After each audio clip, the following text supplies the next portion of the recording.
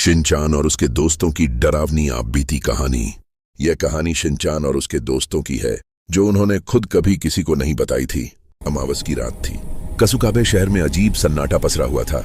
हवा बिना आवाज किए चल रही थी और आसमान में चांद तक दिखाई नहीं दे रहा था। शिनचान, काजामा, नेने, मासी और बोचान स्कूल के बाद एक पुराने छोड़े हुए पार्क में खेलने चले गए।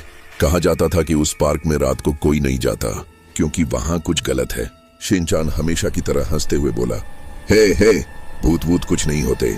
लेकिन जैसे ही सूरज ढला, पार्क का माहौल बदलने लगा। अचानक झूला अपने आप हिलने लगा। कोई हवा नहीं थी, फिर भी क्री क्री की आवाज गूंज रही थी। नेने डरते हुए बोली, शिनचान चलो यहां से। तभी बोचान ने उंगली से इशारा किया। एक काली परछाई पेड़ों के पीछे खड़ी थी। उसका चेहरा साफ नहीं दिख रहा था, बस दो लाल चमकती आंखें। काजामा की आवाज कांपने लगी, वो क्या है?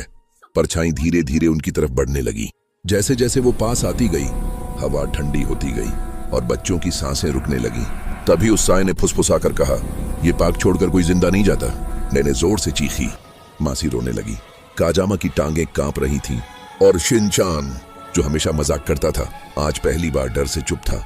अचानक बोचान की नाक से बल्ब गिर गया। टप, उसी पल परछाई पीछे हट गई। जैसे ही बच्चों ने पलट कर देखा, वो साया गायब हो चुका था। वे भागते हुए पार्क से बाहर निकले। घर पहुंचकर किसी ने कुछ नहीं कहा, लेकिन उस रात सभी बच्चों ने एक ही सपना देखा। वही लाल आंखें और वही आवाज, तुम मुझे भूल नहीं पाओगे।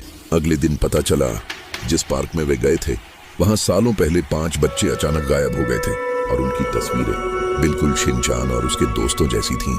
आज भी अगर अमावस की रात उस पार्क में जाओ तो बच्चों की हंसी के बीच एक अजीब फुसफुसाहट सुनाई देती है, हे भूत वूत कुछ नहीं होते। लेकिन अब शिनचान ये बात कभी नहीं कहता।